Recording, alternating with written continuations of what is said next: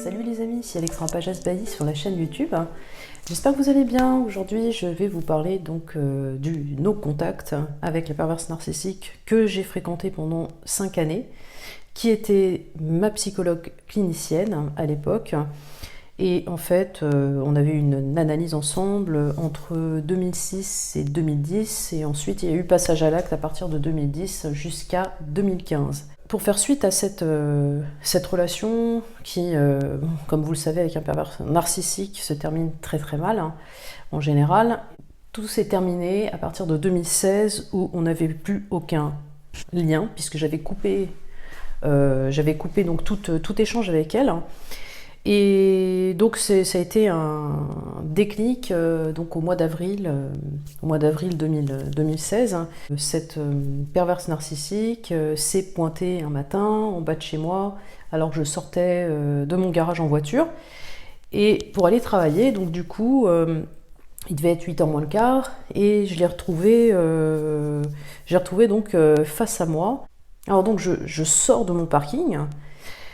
Donc j'avais le livre dans la main comme tous les jours, hein, puisque là au moment d'actionner le bouton pour ouvrir le portail électrique, je vois la perverse narcissique avec un marteau dans la main qui arrive directement sur mon véhicule pour tout me péter. Donc là je vous dis pas l'angoisse, déjà la surprise de voir cette folle venir donc au niveau de mon carreau. Moi j'étais dans ma voiture, je n'osais pas en fait, je n'osais pas sortir de la voiture puisque j'avais peur de prendre un mauvais coup. Et en fait, donc elle m'insultait, elle était complètement menaçante, insultante. Et heureusement donc ce matin-là, donc j'avais mon ami que j'ai rencontré donc en 2015 qui était derrière moi dans sa voiture, qui partait aussi au travail, et en fait elle est sortie donc de son véhicule et elle s'est dirigée donc vers la psy perverse narcissique pour saisir le marteau qu'elle avait dans la main. Donc je vous assure les amis, je me serais cru vraiment dans la scène finale du film Shining.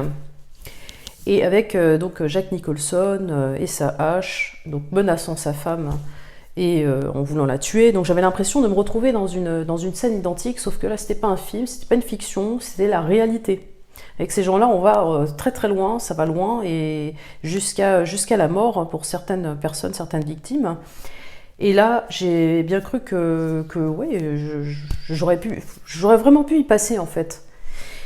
Donc pour en revenir à mon amie qui a saisi le marteau dans sa main, donc elle avait une force inouïe, cette psy perverse narcissique qui était pourtant beaucoup plus âgée que nous. Mais en fait, il y avait tellement de colère, tellement de haine à mon égard, si vous voulez, elle avait une force mais décuplée. Donc en fait, mon ami a récupéré le marteau et elle lui a dit, écoutez, si je vous rends votre marteau, si vous laissez partir Alexandra, si vous la laissez tranquille, je vous rends votre marteau, déjà voilà, vous la laissez partir. Et là effectivement, moi je suis pas partie en fait, je suis sortie de mon véhicule et j'ai essayé de voir ce qui se passait entre mon ami et la psy perverse narcissique. Je voyais que ça chauffait, donc j'étais très très mal. Et là, la psy perverse narcissique, donc elle saute sur moi, elle me saute dessus pour donc m'attraper par le col et me dire oui, c'est dégueulasse ce que tu fais, j'ai plus de nouvelles de toi depuis des semaines, tu réponds plus à mes messages, tu réponds plus à mes mails, tu ne réponds pas à mes appels, comment ça se fait, c'est dégueulasse, moi je t'ai jamais laissé comme ça, alors que c'est vraiment l'hôpital qui se fout de la charité, puisque souvent je me suis retrouvée dans des situations où elle m'a laissée quand même seule, où elle partait en voyage, elle me laissait seule pendant des semaines, sans se poser de questions, sans savoir si j'en souffrais ou pas. Donc là, en fait, elle m'a donc menacée et elle a joué sur le ton de la pitié. Donc en fait, en me disant, voilà, j'ai des métastases partout, il me reste 2 mois à vivre. Tout ce qu'elle attendait, c'était effectivement donc que je sois complètement effondrée par la nouvelle qu'elle venait de m'apprendre. et que je lâche tout en fait, hein, que je lâche ma copine, voilà, que je me remette avec cette psy perverse narcissique pour encore la porter, pour encore l'aider, l'épauler, mais c'est pas possible, hein, c'était pas possible, moi c'est trop, je n'en pouvais plus, elle m'avait vraiment carrément vidée, épuisée, et franchement elle m'avait à moitié rendu dingue, parce que ces gens-là, ils vous rendent dingue. Ils vous persuadent que c'est vous qui avez un souci psychologique, psychiatrique, et vous, comme vous êtes dans l'emprise, encore une fois, vous vous en persuadez. Mais une fois que le lien est rompu, et c'est ce que j'ai fait à partir de ce jour-là, où j'ai vraiment cessé, déjà j'avais cessé les contacts, mais alors là, ça a été le no-contact, il fallait vraiment plus que j'ai affaire à elle. Et puis, c'était vraiment... le scénario était très grave en fait. La situation était arrivée à un paroxysme, enfin c'est inimaginable. Hein. Et alors, donc, pour en revenir à cette fameuse matinée, donc moi j'ai regagné mon véhicule, j'ai arrêté d'écouter la psy perverse narcissique qui passe son temps à manipuler l'autre, hein, pour tirer la couverture vers elle. Donc je suis partie, enfin j'ai fait le tour du pâté de maison parce qu'elle continuait donc à essayer de manipuler ma copine à l'époque, hein, en lui filant une carte de visite psychologue, clinicienne, pour lui dire écoutez, voilà, Alexandra elle est folle, elle est complètement cinglée cette fille, faut me contacter, vous vous rendez pas compte, vous allez avec quelqu'un de dingue. Donc voilà, elle avait l'art et la manière de me faire passer pour une tarée auprès de mes proches, mes amis. Donc ça a été folklorique. Donc mon amie est partie avec la carte. Mais bon, elle l'écoutait à moitié, elle savait très bien qu'elle avait un problème déjà pour se pointer avec un marteau un matin comme ça et vouloir donc exploser ma voiture. Bon, à l'époque en plus j'avais mon coupé sport BMW, donc elle savait que j'y tenais, donc elle voulait absolument exploser la voiture, elle voulait exploser ce qui me tenait à cœur. Donc elle voulait aussi détruire la relation que j'avais avec mon ami, et c'est ça, c'est en fait ils détruisent ce que vous êtes en train de construire parce que vous n'êtes plus à eux. C'est clair et net en fait, hein. Ils sont dans la possession, pas dans l'amour ces gens-là.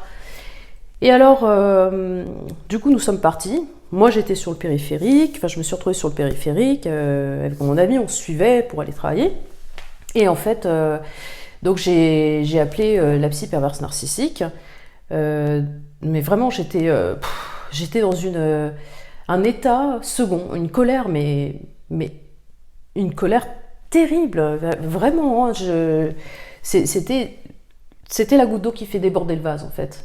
Donc là, je l'ai eu au téléphone, hein, je lui ai dit écoute, je te préviens, si tu fous mon couple en l'air, parce que j'étais en train de construire quelque chose. Et aujourd'hui, heureusement, je remercie ma copine de ne pas avoir écouté cette psy perverse narcissique.